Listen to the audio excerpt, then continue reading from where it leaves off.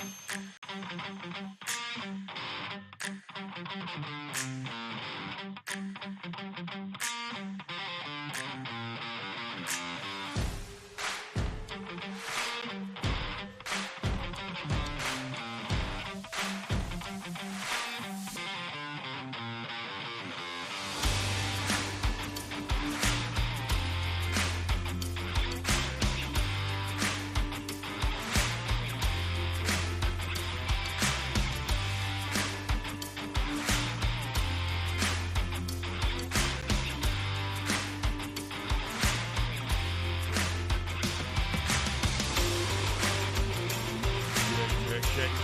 I don't hear.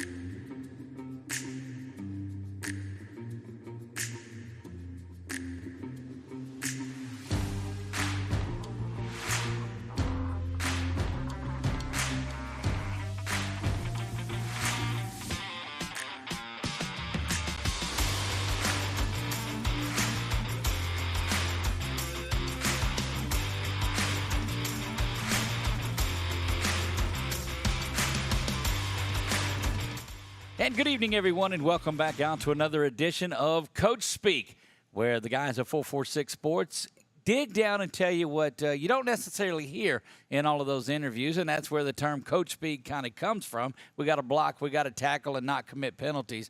And no offense, Billy. Yeah. But that, he might beat all of them, or what was that saying? I don't know. That's right. That was Billy too, wasn't it? He got everybody to beat. He's got one official to beat. He's got three.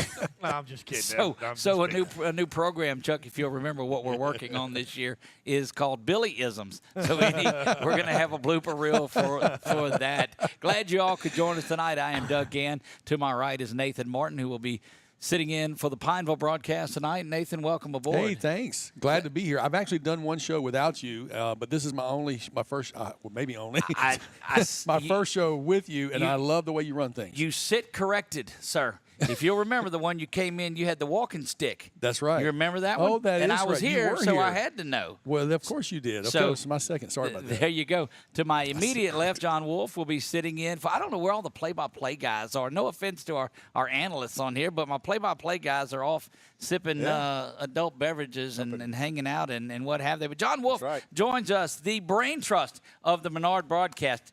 You brought your helmet, so I can't chunk him under the bus for that. No bus tonight. No bus tonight. That's correct. And then to his left, the voice of the Tioga Indians, Billy French, joins us. Billy, welcome aboard. Appreciate it. Glad to be here. Great week of football. It signified the end of the non-district play, and the one thing that tells us is that district is right around the corner. We've got our Southern Air Cool Play of the Games. We've got our Quebedeaux Players of the Week. And just a reminder about our Quebedeaux Player of the Week. All year long, each individual team is going to name their Quebedeaux Player of the Week. At the end of the year, that person, that play-by-play group or that broadcast group will vote on their Player of the Year, the Tioga player, the Menard player, Ash, Buckeye, and Pineville. And then those 5 players will vie for the Quebedeaux Player of the Year, and we'll have a little banquet for them and their immediate family here at Quebedeaux. Big shout-out to John Valenzuela and the family at Quebedeaux. We can't do what we do here. They host the Tioga Show, which incidentally moved from Thursday to Tuesday night of this week. Is that correct, Billy? That is correct. Yeah, we have a away game at Pine Prairie Thursday night, so we were able to shift everything to Tuesday night for the coaches show. Thanks to Quebedeaux. They were allowing that very, very easily, and just great people to work with all the time. There you go. A lot of homecoming activities this week. We saw several parades. I know Tioga has their homecoming this coming up week, or when is homecoming? Homecoming will be next week. Next week. We're away this week, then our homecoming will be against Franklin Parish. Ash had their homecoming this week, a big win against Green Oaks. We'll talk about that momentarily, and I'll quit swatting while we're on the air. But another big one we want to start off the show with because, we just get to it, and that's the Pineville Rebels got into a clock situation for the good, and big homecoming victory. Nathan, here you go. Tell us about it. Man, it was super excited. Homecoming homecoming crowd was lit. I think isn't that what the kids say? It was lit. They do. I don't. Wow. I mean, it was really a huge crowd. I personally was excited about it because my 40th year class reunion was there. Billy, how old are you? Right. 42. Okay, there you have it. So it means you were born in 1985. Okay. 81. Oh, 81. No, Yeah, We'll go with it. I didn't. You went the back. I went the wrong way. All right, 42. Next so time I on Coach graduated. Speak. Yeah, go right ahead. Bleeper reel. Right. So but on top of that, my youngest daughter's 10-year reunion was there. So that was kind of nice to have her there, and she drove in from Mississippi. I got to see her for all of about 5 minutes because of our duties, of course, in the press box. They came up to the press box, which was great. But the huge thing was the crowd was there, and what a show, what a performance the Pineville Rebels put on. Their second win of the season, so we're 2-3 here, finishing up preseason play, but really put on a really almost like a classroom of how to do a game. One penalty on the entire night against Pineville.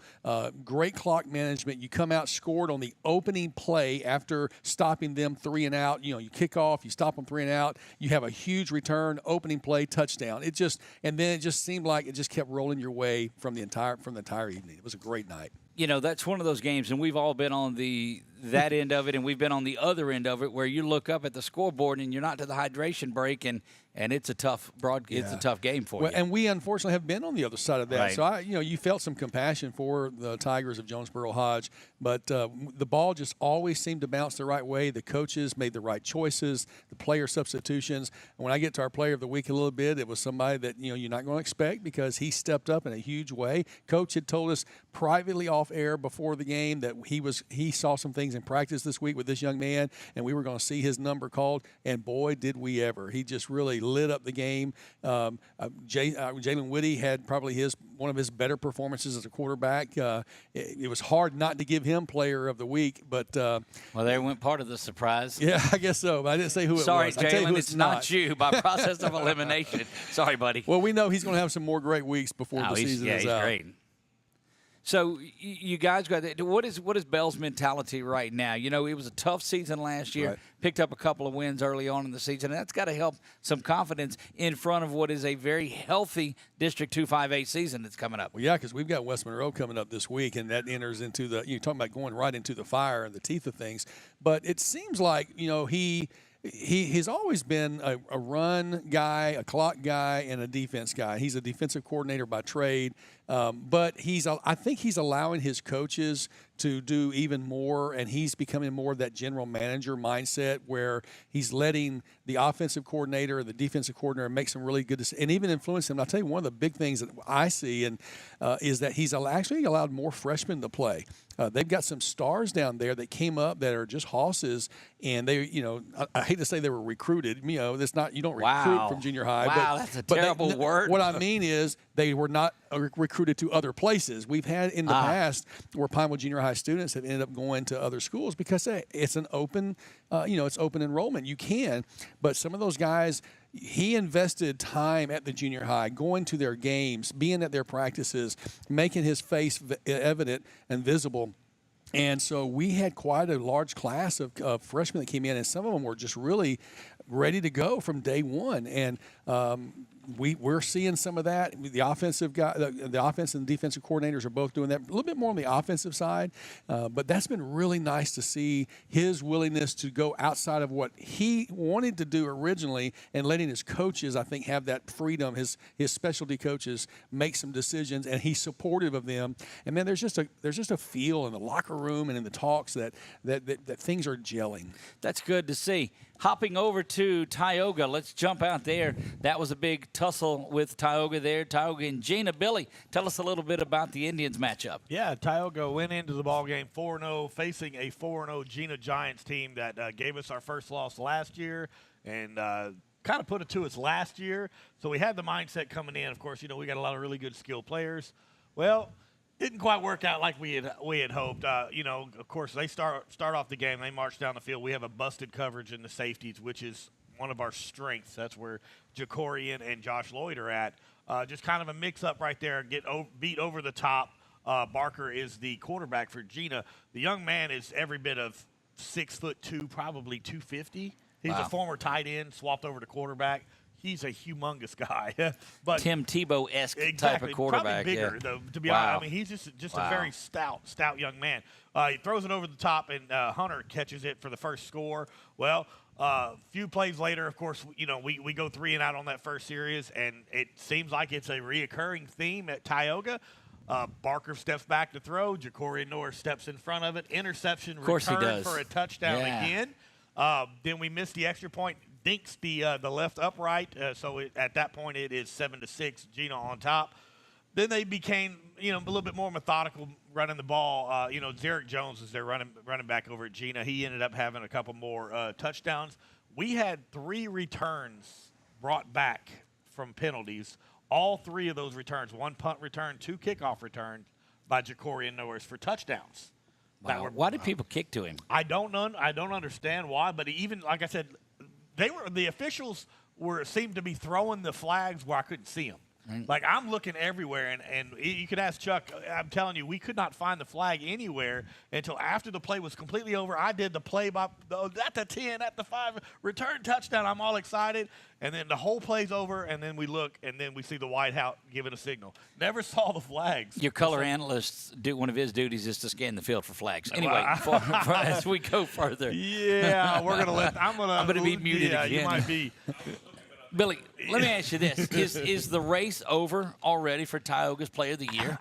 Somebody would have to become. I mean, it's ridiculous. I mean, when I tell you, I think there's and Lamar is here. He might be able to help me too unofficially, but I know that he's got at least 6 touchdowns either on the defensive side or kick special return. teams. Yeah. 4 touchdowns, 4, and not that he has the receiving touchdowns as well, and not to mention the 3 that didn't get called, that got called back that.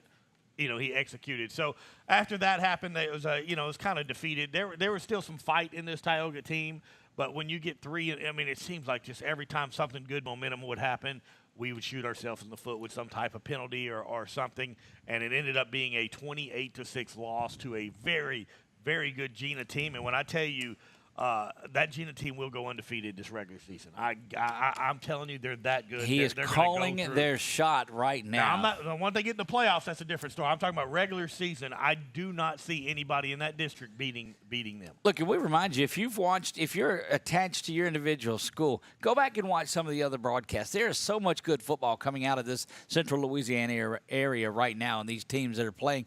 John Wolf was in the booth for Menard and Opelousas Catholic. John, tell us a little about that one. Yeah, Opelousas Catholic came to town, and we knew coming in they brought a lot of athletic skill, had a lot of ability at the skill positions. They bring a lot of speed, and the first drive we go 3 and out, punt the ball, and Opelousas Catholic punches us right in the mouth, and 7-0 pretty quick. However, after that, the defense really held up well. Had pretty good field position. Ryan Hicks would give us field position. We kept it 7-0 through deep into the second quarter. They got 2 late touchdowns there off a couple of big plays. At the end of the second quarter, went into half at 21-0, and they came out, received the second half kickoff, and 1 play from scrimmage, and it was 28-0. Goodness. And it was tough after that. We ended up losing. Ryan Hicks did get a late field goal in the game, made it 35-3, but the speed that Opelousas Catholic had and their quarterback, what a great player. I mean, he's a commit to UL for baseball, senior this year, has a cannon for an arm, had a great set of wheels.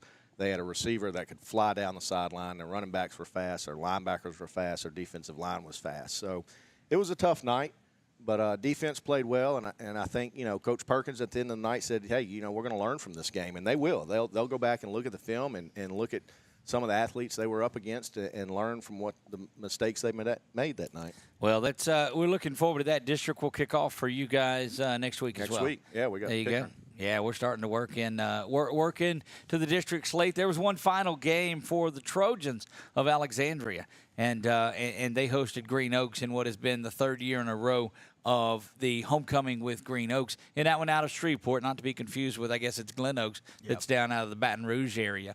On there, but Green Oaks comes down to town, and you look at the sidelines, and you see teams that come out, and and you don't want to factor this into things, but the Trojans dressed a little over 100 players, and Green Oaks brought down about 38, I think, rostered players. And when you're going tempo and you've got players going both ways, it's not going to bode well, and it certainly showed that. The Trojans, so Green Oaks wins the toss to first. Trojans get the ball, and they march right down the field. Just some great work from there, and block a punt right after that for a touchdown, then another one. And the Trojans do pick up their first pick six of the year. And that was Jay Frazier, the sophomore, that comes in. Had an interception last week in that EA game late in that one to almost close it out. But it was the Trojans. The clock was running early. JT Lindsay had a big game, but only played about 17 minutes of game play. Finished the night with 80 yards on there. So not a big night. But, again, he's not going deep into the second half where he needed to be. But they wrap things up, get that game over with. And in our post-game talk that we had Coach Bachman come up to the booth last night or Friday night after the game and did a little post-game show from there, stopped one broadcast and started the other. So that was neat to get a take from the coach there in kind of a controlled environment. But, we asked him what his message was. He says, well, we're glad that we're injury-free here. And he had to talk with the guys that are going to homecoming. He said, look, be on your best behavior, respect your dates, and represent Alexandria the entire time. It wasn't as much about the game as it was just go out there and handle yourself the way that you're supposed to and represent well. So it's good to see that. But, Nathan, as you said, the Rebels get the Rebels next week. The Trojans travel up to Ruston in what's going to be one of the biggest matchups that there is. So you say, well, we jump into the fire. In District 2-5A, it's smoldering everywhere you look. Right. There are no weak teams out there. Considering ourselves, we want to say we're not a weak team, and I believe we're seeing great building there. But, you're looking at teams that a district that traditionally has one or two and occasionally even three in the top 10 right. LHSAA. So this is a stout district. We are excited to have West Monroe come because this is the first time in, 10 to 15 years that they've come, because over the many years, as you guys know, West Monroe offers to pay if you'll come and do their, play them at their place because right. they love the gate. They love to create that home field advantage. And when we go, we are never called the Rebels. Their PA announcer will not call us the Rebels. It's Pineville, just Pineville. So have y'all worked on Randy? I don't think we have to work on Randy. I think Randy's going to take care of himself. Randy James, the voice of all of Pineville football when you're in the stadium, whether it's for the red-hot LCU Wildcats, the Rebels of Pineville, you'll hear Randy James out there and at all times. The junior high games as well, cheering them on. So he's a great Pineville fan. Indeed, he is. Going to take our first break of not our final break, Nathan, yet. We're going to take our first break. See, you have been here more than once of the night. When we come back, we'll get into our Southern Air cool plays of the game. We'll also get into our Quebedeaux players of the week. We'll do all of that when we come back. Don't go anywhere. You're watching Coach Speak from Quebedeaux right here on 446 Sports. Wherever you are, you're there for a reason. You shouldn't have to make a trip to the branch to deposit a check. Skip the trip and use our mobile app to easily and securely deposit checks right from your phone. Day or night, wherever you are, or whatever you're doing. Download our mobile app today. I'm Jason Hawk with Farm Bureau Insurance. Did you know that September is Life Insurance Awareness Month? Our team is here to educate about life insurance and help you make the right coverage choices with the right agent this month and every month. Taking care of your family can be simple and something you can do today. There's no better time than now to learn how life insurance can protect your family's financial security. So talk to Hawk at 318-791-HAWK or online at talktohawk.com and let us help you protect what matters most.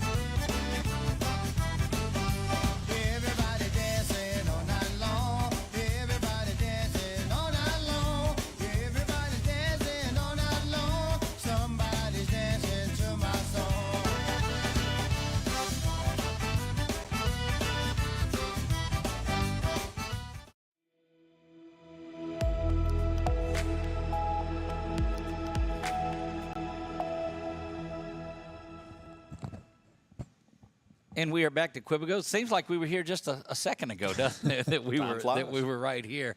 Time flies indeed. Again, big shout out to John Valenzuela and the entire Quebedeaux family, and not just their personal family, but all of the workers here always do what they can to treat us well and take care of us. So a big shout out to everyone there. It's time for the world famous Southern Air. What, Billy? Cool play of the game. There you go. Let's start with it is like golf, right? In which don't forget our golf tournament is coming up October the 30th. That will be out at Billy. Tell them about Links on the Bayou. Going to be early morning start. That way, it is a Friday. We did that on purpose. That way, we can get the tournament that morning, and then all of us have plenty of time to get to where we need to get for that Friday night. And I think everybody's at home that week, too, so yeah, it makes things a little bit easier. So come out. And don't forget, the proceeds for that contest all goes back to the schools. That's our way of giving back to the schools, is that the money that we raise from the golf tournament will be distributed back to the teams that are around there. Tons of prizes. Look, I don't want to add on to it. Tons of prizes. That's a lot of people don't look. The reason we're going to make this an annual deal is it's got to be fun for you to go out there and play. It's not just to play, but you want to win stuff. Even if you're not a decent golfer like myself, I'm horrible, but I can still at least get out there and have fun. A lot of giveaways, so please sign up and bring your team. You can go on our page here and get all the details that you want. We want as many teams as we can get in there to make sure we have a good time and we give some money back. Nathan, have y'all entered? Do you have a time? Are you playing in that one? I haven't confirmed. I have a Friday morning standing obligation, so I'm not sure how that's going to work. I do chapel every Friday morning at Grace, and so I'm not sure. Bring that into it. Wow. Goodness. Okay. Can't throw him under the bus after that. No, the bus run right over me. But I was really hoping that, I'm just an analyst, like, the lowly analyst, but I'm hoping our play-by-play guy, we'll be out there I'd love to see him swing a club. I've never seen that in my life. So. Look, I fancy myself as the king of the Segway. So speaking of lowly, no, that's a terrible one. That's terrible. So week one we do the show, or week two, I guess. John, which was it that you filled in? I think it was week one. And he just got his shirt. This shirt, by the way, from Polos and Plaids on there. Sweet. We think that crew that's over there on Jackson Street, to the left of Jackson Street Extension, to the left of Max, there's that pizza place that's right there, and you'll go to the back. See, they don't get the plug out of there if they're not on here. It's there. There's a cleaners that's down there beside it, but just off of that end by Max on Jackson Street Extension. Go in there and find Polos and Plaids. But John put on his Polos and Plaid shirt and took off his favorite LSU shirt. And I told him, never fear, I've got it. Don't worry about it. I've got it here for you. And I looked, and here it is, week 5. And John, I apologize, and I told you that I would buy you a shirt to replace that one. Doug. But never fear, we actually have found the missing shirt. Thank so you. Yeah. there's your favorite LSU shirt. We really needed this last night, so that might have been part of the cause. I don't know. Don't you put that on me, Ricky Bobby. Hold on. Nope, defense isn't in there either. Wow. Send those to attention, John Wolf at we're going to get canceled.com. Nathan, it's time for your Southern Air play of the game. How do you follow that? That was I'll tell you what, we're going to follow that with a cool play is that what we're going to do. And for us, it really was not hard. It could have been difficult because, we scored 7 times. You had some tremendous play. Great job on defense. But for us, the decision was made on the first play from scrimmage. And as we set this up for you, Jalen Whitty is back to pass. Pineville had a tremendous punt return, has the ball at the 33-yard line. So obviously it was a very good punt return. First play from scrimmage, the young man that we had been told, Coach Bell said, be looking for him, number 13, Garrett Jackson, does a post route from the left slot, and he splits 2 defenders. Jalen Whitty he deftly touches that ball right on in there for a touchdown. So the cool play of the game for the Rebels, as you'll see right here, Whitty in the shotgun, and then there goes Jackson on the left. You lose him, but you're going to get him back into look at him splitting those defenders on that post route, and it was nothing but 6. And the boom, we can't fire the boom yet because of the I saw burn the confetti, done. though. But you saw the confetti, and I actually have a boom sound effect that I use on the stream. So if you watch the stream, you get to hear the boom. If you're in the house, Randy James says 3, 2, 1, boom. Everybody yells boom. So is everybody yelling now? Because the Jamboree week, it was tough on him when they scored. He was trying to get that started, and then he was the only one saying boom until it caught on. Well, I will tell you, it's awkward at that it took point. a little while to develop because we needed more practice. Right. But we got 7 touchdowns the other night, so we had lots of practice, and they were booming up the house before the night was over. But that pass from Whitty, it was perfectly placed. Whitty, I mean, Garrett Jackson just ran underneath it. It was almost like a piece of butter landing in his hand and splitting those defenders. And it really did set the tone for the rest of the night. Well, we appreciate that. Congratulations. That is the Southern Air cool play of the game for the Rebels from Pineville. Billy French. Yeah, we're going to turn it over here to we just offense. You couldn't get a lot of momentum going here, so what do we normally do is that's when we rely on that defense, and we're going to say his name yet again. Jacorian Norris just seems to always make sure he is in the right place at the right time, and you'll see as it's coming on board, he's going to just read the quarterback's eyes. He's going to be your safety at the top back of your screen. He's going to read the eyes, cut front, and just gone. That's going to be about a 60, I think it was 63 yards interception return. And once he's gone, that young man you are not going to catch. And that's the black on black here. The jerseys were black, pants were black. The neon green was for multiple muscular dystrophy is why we were doing that Friday night. And so it really, really kind of made the uniforms kind of pop a little bit there. A lot of people are asking on our Facebook feed why the green socks, but that is the reason.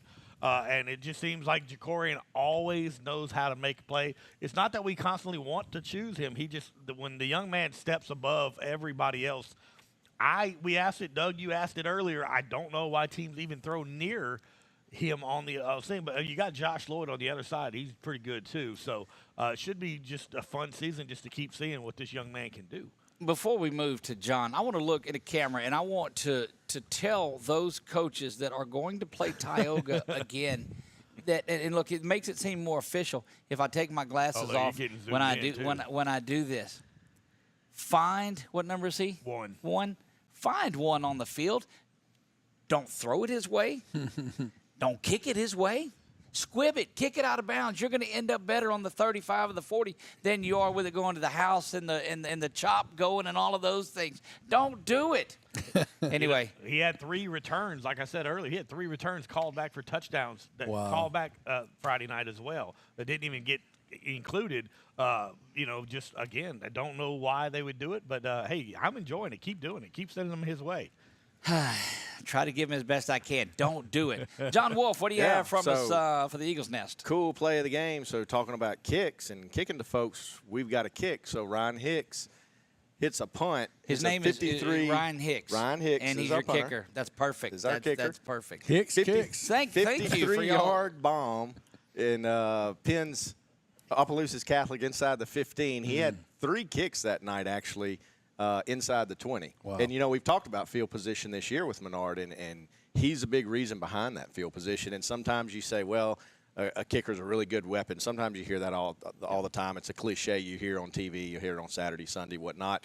But he really is. Right. And the field position that Menard has had this year has been really, really good because of him. That is your true. If you look up flipping the field in the dictionary, that is it, because he was punting near his end zone and got that rolled out of there, because you lose sight of the 12 or 15 yards that they're back from the line of scrimmage on there. So anyway, we'll move over to Alexandria. It was homecoming for the Trojans of Ash, and did our coaches show the night before from on site. About 300 kids and family members that were there after the parade, so they all came by here. Big thanks to Hannah Johnson. He cooked a big jambalaya and some sausage dogs and things. So it was a great time that was out there. A lot of festivities around there, and the Trojans rolled things up. But Jay Frazier is responsible for our cool play of the week, and this was a 4th and 22. It had started out, Green Oaks was, I think, 4th and goal from about the 5 or 6, had a couple of penalties, had a holding, had a couple of different things.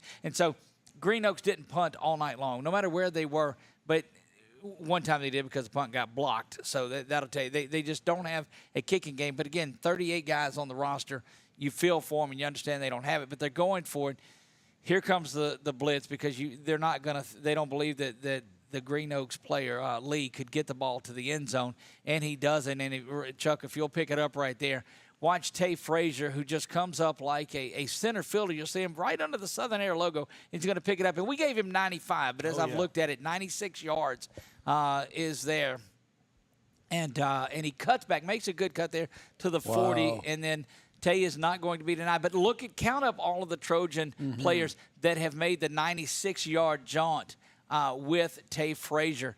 Or Jay Frazier, correction. Tay's his older brother, Jay Frazier, that is there. And anytime you use a word just, you know that something special is coming around. He's just a sophomore. So Jay Frazier had a pick in that East Ascension game a week ago, and he's responsible for not only the Trojans' only pick 6 of the year, but it is our Week 5 Southern Air cool play of the game.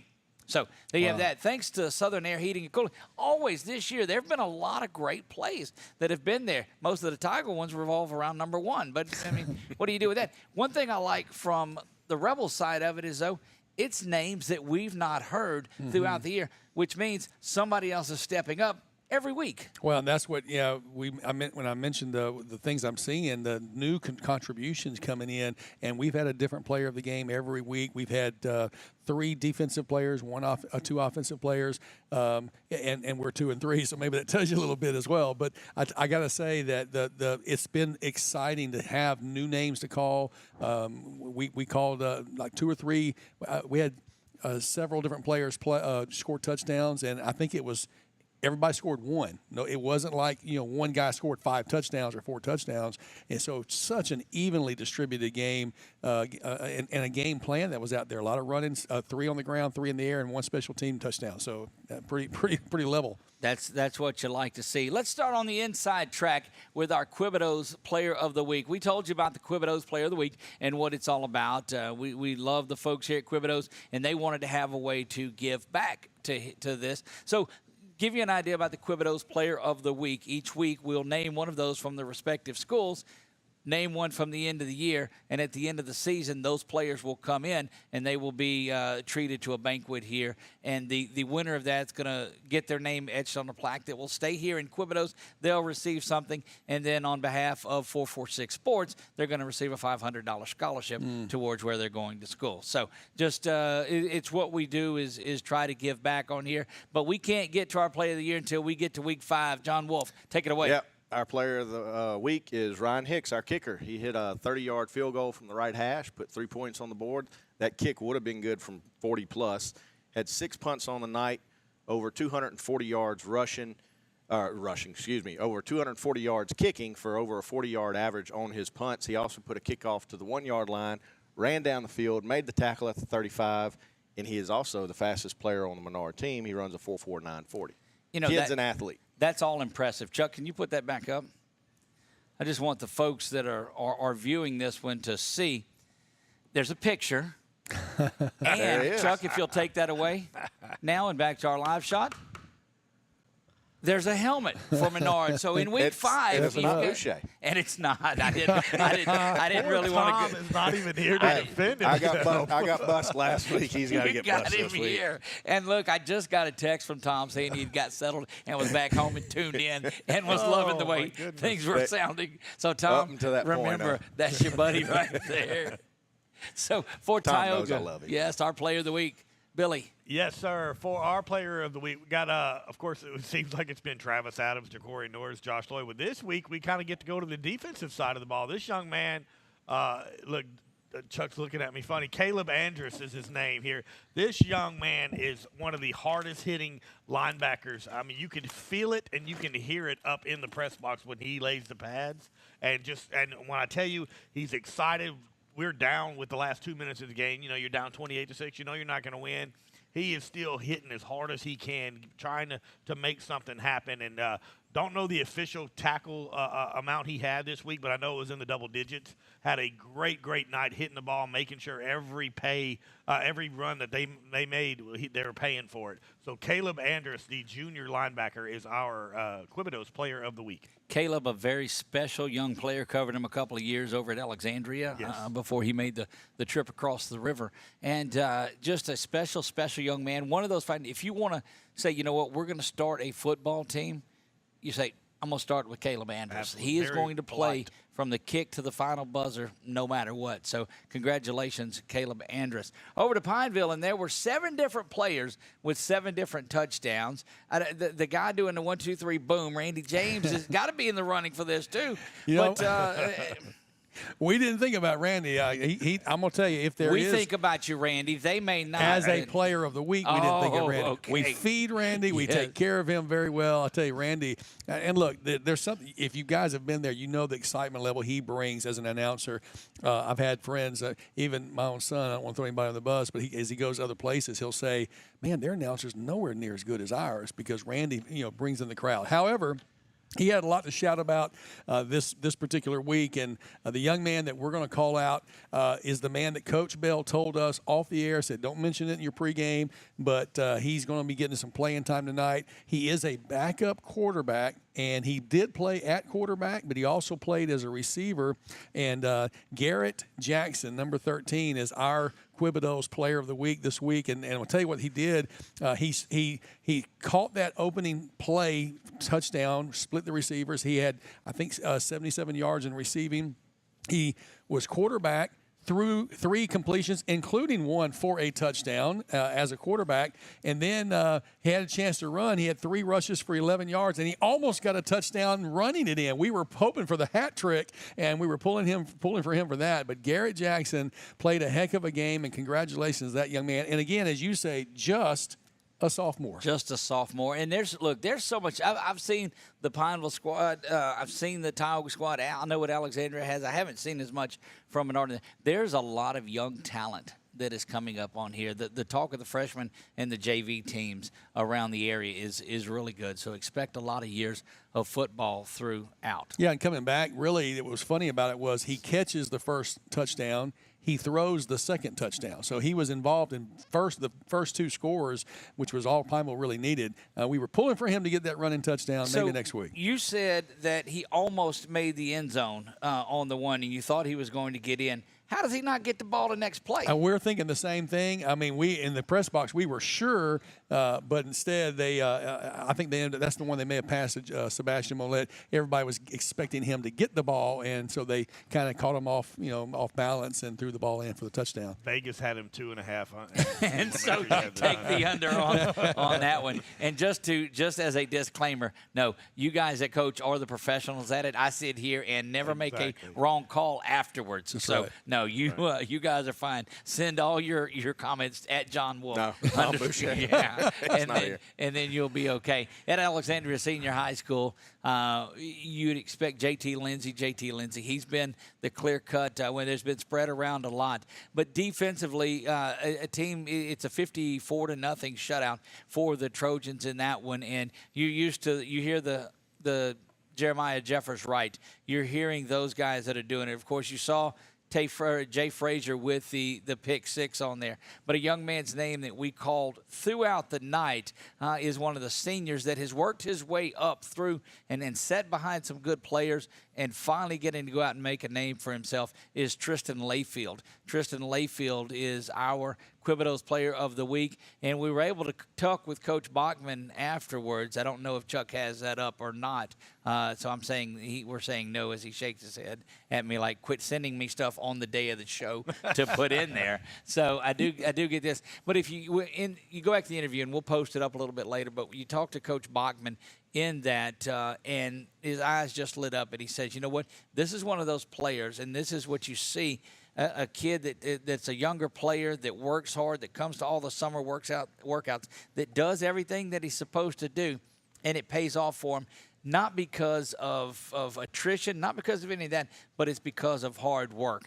And we all know players like that on our teams. So that's our Player of the Week is Tristan Layfield. Congratulations, Tristan. We're excited to put you into the running for the Alexandria Trojans Player of the Year. Guys, don't go anywhere. We're going to take a time out. When we come back, yes, I think he asked if that was break number 2. Yes, indeed, it is. It's not our final one. We'll save one of those as we're coming up, guys. Glad you're enjoying tonight's show. We're glad you joined us. Hope you're enjoying it. Don't go anywhere. You're watching Coach Speak live from Quebedeaux right here on 446 Sports. Is your vision just not as crisp and clear as it used to be? Are you having difficulty driving, especially at night? Are you over 40 and now needing reading glasses? If so, The trusted eye care team at Wallace Eye Associates is here to help with your family's eye care needs, just like we have been for nearly 40 years. Call Wallace Eye Associates today at 318-448-4488 to schedule your next eye evaluation. BK Distributors is proud to support high school athletics on 446 Sports. BK is the one-stop shop for trophies, banners, awards, letter jackets, and just about anything award-related. And now, welcome BK Apparel and BK Promotions to the family for all your spirit apparel needs and anything you need to brand your business. When you think of anything you need with your name on it, think BK. Check them out on Facebook or at bkdistrib.com. BK Distributors, Apparel and Promotions in Pineville. Hi, I'm Kimberly Harrell, Certified Residential Appraiser. I am currently a leading provider of appraisal services for mortgage lending, employee relocation, estate planning, and community property settlements. My experience in real estate over the past 13 years and currently serving as president of the Greater Central Louisiana Realtors Association has given me a clear understanding of the real estate world and the ever-changing market we live in today. For any of your valuation needs, give me, Kimberly Harrell, a call. Time for our red, white, and cool summer event at Southern Air Heating, Cooling, and Plumbing. Right now, you can save on a new energy saving system. No money down, 0% interest, and no payments till June 2024. Call Southern Air Heating, Cooling, and Plumbing or visit us online.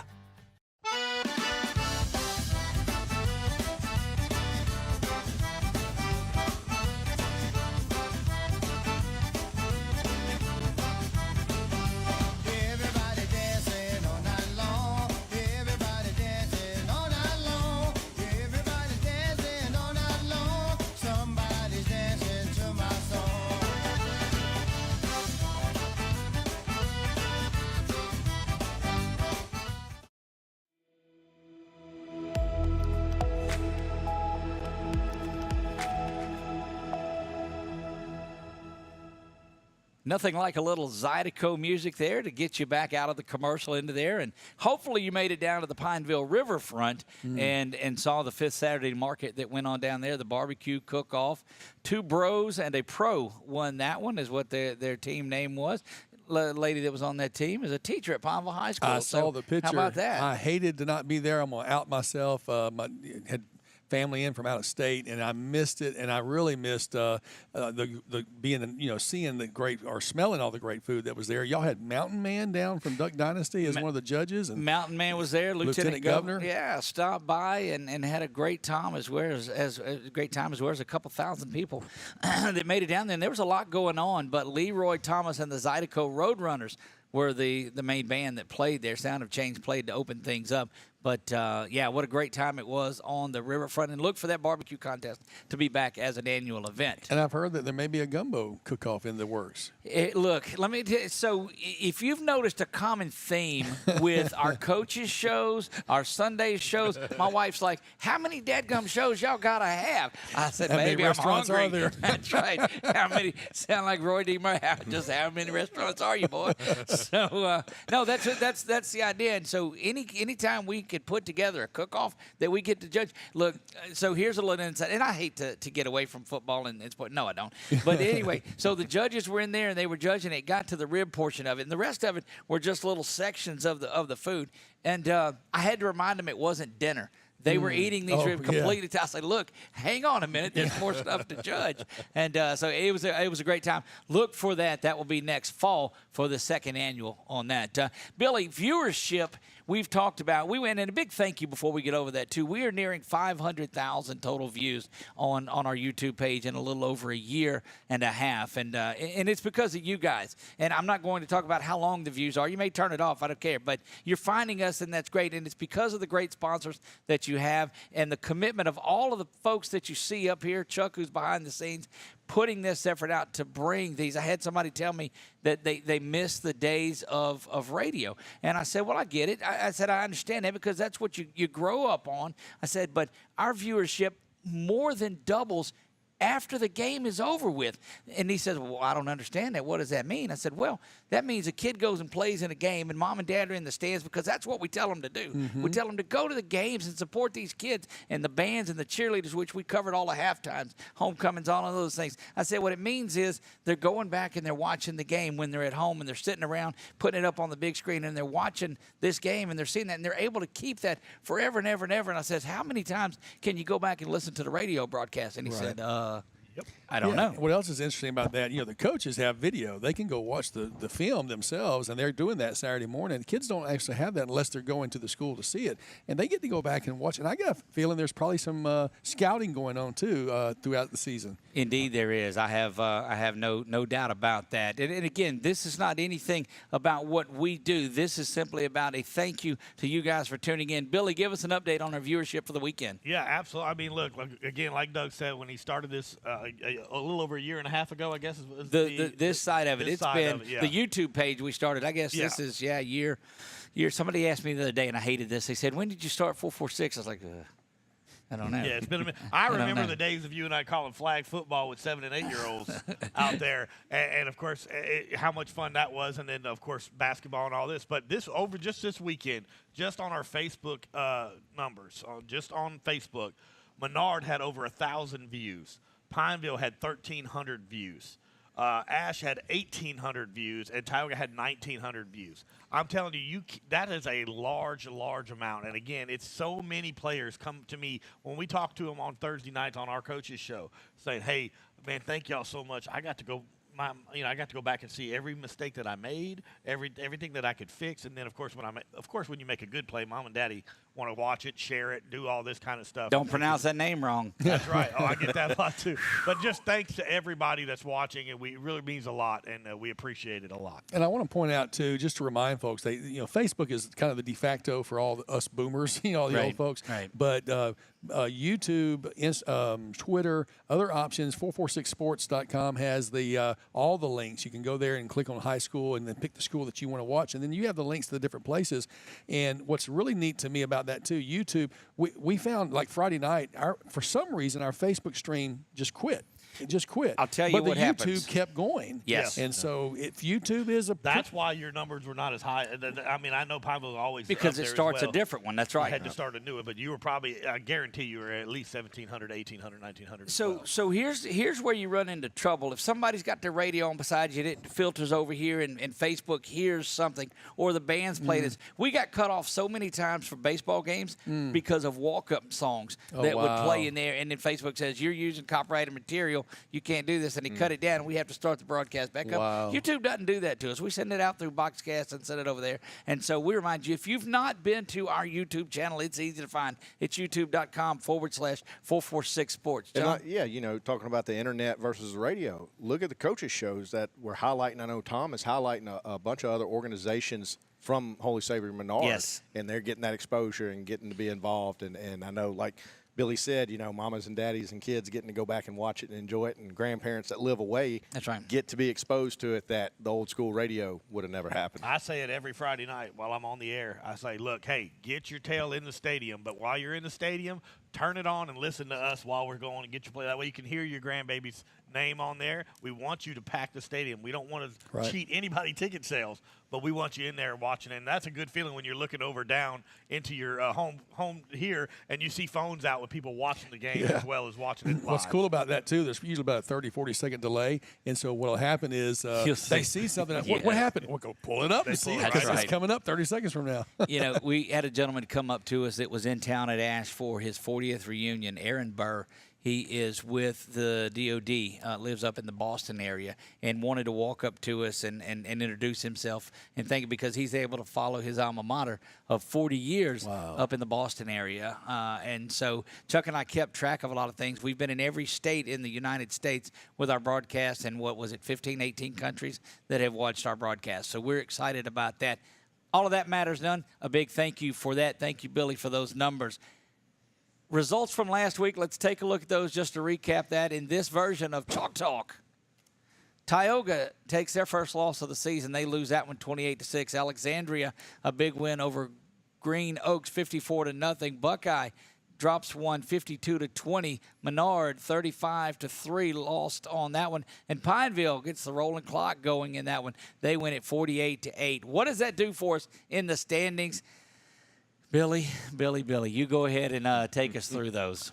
4-1 coming into this year. Again, we will be we appreciate the 4 wins. We don't like the loss, but it happens, and we lost. There's no excuses or anything. That Gina Ball Club put it to us. But again, you correct and you make sure that doesn't happen the next week. So 4-1. And just to as people make their way down, Billy, and I'll let you finish that out. The ties are listed alphabetically, so just so you know. There is a tiebreaker on there, though. Right? Alphabetically. I'll confess that there is a tie. I only saw that's the one. I didn't look at the other one. So. Yeah. Well, Ash comes in with 3-2. Of course, starting off the season, 0-2, and then battling back here with 3 wins in a row for this Ash Ball Club. 2 losses, one to Karen Crow, ranked number 1 in Select, and to St. Thomas More, ranked number 2 in Division 2 Select. Very good team. There you have it. Yeah, and of course Buckeye 3-2 after this loss this weekend, this Friday night, and then of course Menard 2-3 here, and there goes that tiebreaker with Menard and Pineville. Menard beat Pineville head up earlier this year, so both of those teams coming in 2-3. This is like that 5th thing in the spot the differences. You kept talking about the tiebreaker, and I didn't see it, and now I see it. So there you have that. I guess alphabetically, you're right, and the tiebreaker that sits out there. So there you go. Upcoming this week, we have Tioga at Pine Prairie. Thursday night game. Yes. But Billy was going to tell us that, right? I have said it all week. And again, for those of you who don't know why we have Thursday night games, it's not just because we want to. It's officials. It's hard to find enough officials to go ahead and the entire state of Louisiana and to have everybody do it on Friday night. So if you're ever wondering why is there a Thursday night game, there is your answer for the officials. Pull that down, Chuck, and let me ask John something. We'll get back into that. Speaking of officiating, and I know it's difficult, but speak to that Billy talked about and the shortage of officials, because in the bleachers there's plenty. Up in the stands, absolutely. There's a lot of them. Yeah. On the broadcast, we don't do that here. We don't. No, never, huh? It's been a shortage for some time now. It's nothing new, and it's not just isolated to football. You can ask other coaches, other players in other sports. It's in other sports. It's throughout the state. It's throughout the country. And we're trying to get new officials. From when I came in 20-plus years ago to the training officials are getting today, it's night and day difference. Right. 20 years ago plus, we didn't look at film. We didn't have film. You didn't have a mechanics manual. You were going off of what somebody was telling you, and that's how you learned it. Today, there's film, there's camps that officials go to, and we have mechanics manuals that these officials have to learn over time. Yes, the pay's gone up a little bit, but it's still tough. And the fact of the matter is we do need new officials. And are calls going to get missed? Absolutely. They get missed on Saturday and Sunday. Right. So, we're not professional officials like the NFL has, getting paid $150,000+ a year, and it's only a job. But we do need officials. We picked up about 20 this year in the Alexandria Football Officials Association, which has helped, but it takes time to develop those officials. It's hard when you have to put a 1 or 2 year official on a Friday night varsity game. We like to develop the officials through the junior high and JV ranks and bring them up to a Friday night. However, in the past few years, there's been 1 and 2 year officials on the field, and not just 1 or 2 in the area. We've had to put numerous ones out there, and it's nothing against them, but it takes time to learn what you really need to do on a Friday night and calling fouls and the mechanics of what it takes to be an official. So for all those people out there like myself 20 years ago that said I can do a better job, please come join us. Yes. Because we need people to do a better job than me and others. Absolutely. I'd have to be the guy working the clock because I'm not running up and down the field by any means at all. Especially you get one of these Ash offenses or a Buckeye offense where they're going with the tempo, and I'm out on that. Where can they go to find out more about that? Yeah, AFOA has a Facebook page, Alexandria Football Officials Association. It's probably a little late this year to get involved, but please get in touch with us. Travis Broussard, Sam Forrester, Greg Petrus, get your information, and they will be in touch with you. And we start training for the upcoming season in the spring. A good friend of ours that is a softball official, and a lot of the games that we've done, he'll come up to. I saw him in the neighborhood grocery store. Let's just say, because they don't sponsor either. So neighborhood grocery store on there, and he came up to me and he said, Doug, I was able to go back and watch some of the games on there, and it helps the mechanics out there because there's a lot of film for football but for baseball and basketball and softball, there's not. Absolutely, yeah. So they're able to go out and see. Able to help with 446. And look, if it's not football that you're looking at, there's other sports. So please go find the sport you enjoy and find you something to do and stay involved in the game that you love. I need to be a bass fishing official. That would be good. All right, let's upcoming weeks again before we get off into that. The Panthers go to Grant. Grant had a big game this past weekend. They were big. Oh, you said versus, didn't you? I see where. Huh? Squirrel Bowl. Squirrel Bowl. Oh, Thursday that is night. it. So that's another Thursday night Yeah. battle, isn't it? And then Menard will go to Pickering in that one. Chuck's, yeah. So one of these days we're going to have something where Chuck can talk to us and I don't have to go, on there. So Menard hits the road to Pickering. Wednesday night show will be at Wildwood Pizza, and Tom won't be at that one either. So I'll sit in and we'll do that Eagles Oh, yeah. I bet show. that's such a bother for you. Get to go eat again on Wednesday night. Mind your business, Billy. 7 o'clock, Wildwood Pizza.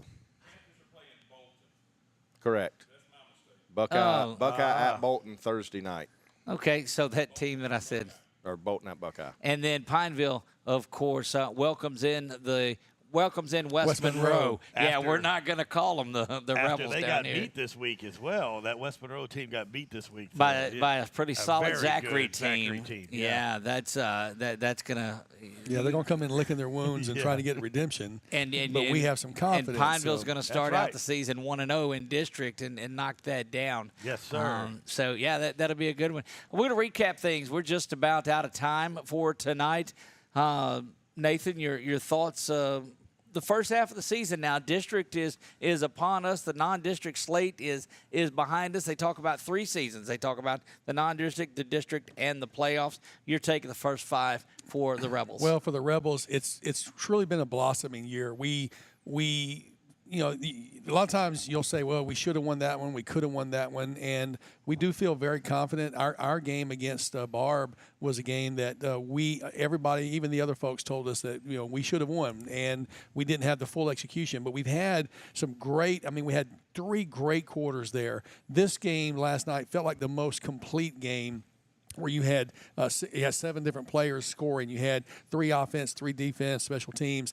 You had 1 penalty on the whole night against you. It just felt like in so many ways it was such a complete game, and it wasn't a shutout, but we were up 42-0 in the going into the fourth quarter, and we put in 2s and 3s, and then they did score there. But that still feels like a shutout to a certain extent. I consider that a shutout. Yeah. Yes, sir. I sure do. So when you look at the confidence level, and when we are interviewing these kids and the coaches show at Jim Deggy's every Thursday night, man, the caliber of kids and the way that the Coach Bell is developing them. And I know, Billy, you love Brian Bell because of what he's done for your son, and he's doing that for so many kids. And you can tell the respect they have for him and the love for the passion for the program. It just feels really good. I'm not going to predict that we're going to go into the, win out for the rest of the season. I'm not going to be foolish enough to say something like that. But I feel like we're going to make every single district game incredibly competitive. And I think we got a couple more wins ahead of us that are going to surprise some people because Pineville is rising, Rebels rising. See, I love that. You guys have rallied around the Rebels rising and love to see this.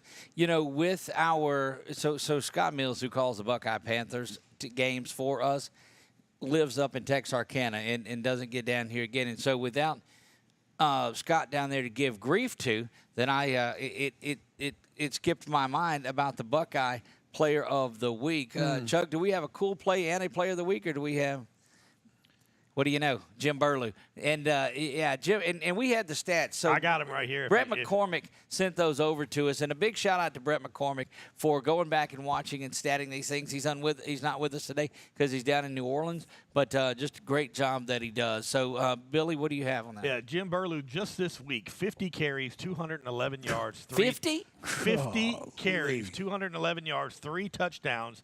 So that means for the season – we'll give a little love to the quarterback because this is a first-year quarterback from what I was understanding. Right. Adam Broadnex. Anyway, he was 48 for 94, 895 passing yards, 8 TDs for that young man. Jim Burlew is 143 carries, 913 yards in 15 touchdowns. If you would have sat back and saw a Coach Ben McLaughlin offense and been surprised with that kind of output, then I don't think any of us would agree with that. Ben McLaughlin gets going. Yeah. Well, I loved watching him as a quarterback at LC before Right. it was LCU. Phenomenal quarterback, and you knew he had great things ahead of him. And, as an assistant over at Ash, you've seen him up close and personal. So, hats off and congratulations, and keep up the good work. Again, and so that player of the week is shaping up, Jacorian Norris, the front runner. But again, it's only halftime, and there's a lot of football to be played. Jim Burlew, I don't know anybody that takes it away from Jim Burlew out at Buckeye who's going to do that. He just rumbles and goes and plays. And when you talk to Coach McLaughlin about him, he's all smiles, has nothing but great things to say about that. He's also a starter on their defense. He's in on a lot he of had tackles. the pick six a couple of weeks ago. He's a workhorse. So at the Squirrel Bowl, he's going to be taking tickets before the game too. So he cuts grass on the weekends. That's right. He's going to be cleaning up the stands afterwards, picking up the trash. Right. Jim Burlew's at closing thoughts from my man here, John Wolf. Yeah, so we're heading to Pickering Friday night, getting into district, and, you look at Menard's losses this year, St. Fred's, St. Mary's, Opelousas Catholic, all those teams go deep into the playoffs. I think with Menard getting into district, coming in to play Pickering, who's taken it on the chin the first 5 games this year, things will be looking up. And I think Menard has high hopes for district this year, because when you look at the schedule and what they've done and what they're bringing to the table this year, I think you're going to be a lot of folks will be surprised by the end of the season with Menard. Certainly a winnable week for Menard as they get things going in district. Billy? Yeah, well, we're coming in licking our chops as well. We lose to a very good Gina team. We have one more non-district game against Pine Prairie. And they haven't won a game this year. They're coming in 0-5, giving up a lot of points. So I imagine we're hoping that we can stay healthy through this game, get the W, let some of our younger guys play as well towards the end of the game, and just, again, fair warning to Pine Prairie. And I love that little town. I worked there or that area for a while. Great food, but do not throw the ball near Great food, but don't kick it. Look, I'm telling you, if you didn't, here's that chance. Let me take these glasses off one more time. This goes for you coaches at Pine Prairie, district, wherever you're at. Anybody you're going to see in the playoffs, I don't care who you are. If it matches up where Tioga and Alexandria play, I'm telling everyone, keep the ball away from Jacorian Norris, and that's my coach's PSA of the week, because that dude is a real deal. I compared him to Bud Clark, who's playing D1 ball at TCU now, and he's just that kind of an explosive back on there. So I just want to know, how much are you paying Chuck for him to jump up and do that zoom every time? I mean, that was both times choreographed. That was really nice to watch. Chuck and he don't pay much, but he feeds but good. I feed. That's right. Chuck and I have worked together for a long, long time doing a lot of things, and gratefully. See, it doesn't work the same. Didn't work for me. See, it didn't even work. He took those glasses off and nothing on there. Wrap things up here. Thoughts of Alexandria in the first half. Started off tough. Would you like to play Karen Crow again? Because sure you would. But the connection between Ty Feaster and his receivers again. E.J. Scott, Darius Washington, Jimmy Duncan, those guys, the receivers, Amirion Mingo, Jalen Johnson, and then J.T. Lindsay, who is establishing himself, just picked up an offer a week ago from Tulane. And so it's just that kind of flow. You'd love to go back. The competitiveness of Ty Feaster is solid. He's learning when to run. He's learning when to throw. The offensive line, and this is a key, has stayed healthy. If they continue to stay healthy, have a good week of practice, don't get ahead of yourselves, Bearcats of Ruston. The Trojans are coming, and this just might be a pretty exciting ball game. All of them are. Much respect to Coach Jared Ball and the group up there at Ruston, but no matter what, it's going to be a battle. Those two coaches are great friends. Coach Bachman, Coach Jared Ball from Ruston, and it's going to be a wonderful night of football. Again, I encourage all of you, don't watch our broadcast. Go to the ball games. These kids deserve that. And then on your way home from Ruston, on your way home from wherever you're at, pick up, tune in, watch it from the stadium with you. These kids deserve for you to get out there and support them. These communities need to get behind our high school players. Guys, it's been wonderful. For Chuck pushing the buttons, my man Nathan Martin here, John Wolf filling in. The two analysts, look, this is great. If our broadcast booth was big enough, I'd just bring you guys with me. And I do have to say, Tom is out of town. He's visiting his son, doing some work up in the Northeast. He's not going to be with us this week. So, folks, bear with us this week. Hopefully we have Scott Mills going to fill in and carry me through. Well, Wednesday, I can tell you, the show will be on. I'll be there. I've got my eyes on that helmet, so I'm going to have that. Chuck's going to be out with me. We're going to have us some Wildwood pizza. It's going to be that kind of a night. I was going to bring brother-in-law who produces for me now. Everybody knows Chuck produced for me for a long time. And brother-in-law looks over his shoulder anytime Chuck's in the house. I said, no, you're fine. It'll be just fine. Join us at Wildwood Pizza. You'll have the Tioga Show is coming up on Tuesday night this week. Is that – Yep, Tuesday night right here at Quebedeaux. We are going to have, and I'm telling you, they did a little special menu for Tioga people, and I mentioned this earlier. Man, it is for people in Tioga gear. Yes. Don't say I have to Tioga people. No, if you're in Tioga gear, look, you can have a hat or whatever. They give you a special menu, and I'm talking about a big old plate of fettuccine for like $10. You're getting a burger and fries and a drink for like $8. I mean, it's you can't not get it at any fast food restaurant. It's cheaper, and the food here at Quebedeaux is great. So we love that they do that here. It's worth what the money. Night is that? Tuesday because they've got a Thursday. Look, I got a Tioga hat you can borrow. I got a son that goes to Tioga and a daughter that goes to Tioga, so I got access to some gear. We may be coming out Tuesday night. Look, he's already excited. He's yanking his head. Look, we when they announced that you got that special menu and that special menu got out, the sale of Tioga gear went through the roof, and the restaurants are coming in. Economic development, baby. Yeah, polos and plaids. Go check them out. Shop up out in the parking lot. That's right. Selling Tioga gear right out there. Oh, no, football is going to be great. But for everyone involved in this, Billy, John, Nathan, all of you, Chuck, of course, I am Doug Gann. God bless you all, and good night.